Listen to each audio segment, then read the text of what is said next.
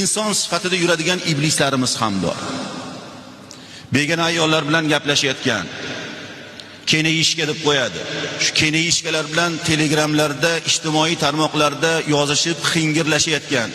Xotirjam turing, xotirjam turing. O'zingiz ham bolalaringiz bor, yaqinlaringiz bor. O'shalardan qaytadi baribir bu. O'zimizni to'g'rilashimiz kerak. Yo'q, bunaqa ish qilmayman deb.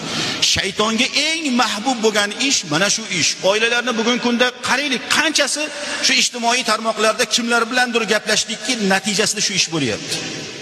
Mana shuni ko'raylik. Qanchasiga kirsak, mana 4 ta bolasi bilan bittasi ajrashyapti.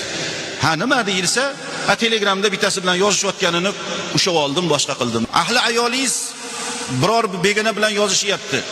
Siz o'zingiz ayolingizga jonim, asalim, shakarim deysizmi desam, yo'q deyapti. 4 ta bolasi bor, etmas ekan. Turmush o'rtog'idan so'rasam, yo'q, men etmayman, bular ham etmaylar deyapti. Birodarlar, ayollarimiz qulog'i bilan yaxshi ko'radi. Siz etmasangiz, boshqa odam aytadi. Esib turishimiz kerak. Jonimsan, asalimsan, borimsan, yagonamsan. Sen borliging uchun ertalabdan kechgacha ishlayapman. Topganim saniki deb bemalol ularga chiroyli muomala qilaylik.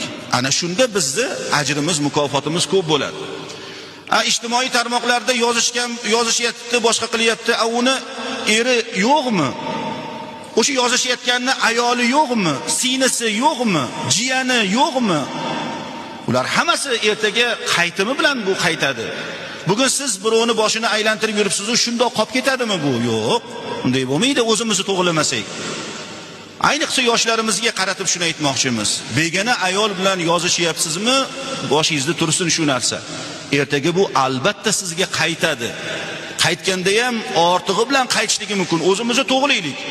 Mana hozir shu so'zlarni eshitayotgan odamlarimiz o'zimizni to'g'rilaylik. Ha, rostdan ham yoqmaydi bizga. Sizni qizingiz kimlardir yozishib yursa, yoqadimi? Yo'q. Nega unda o'zingiz yozishyapsiz? Nega?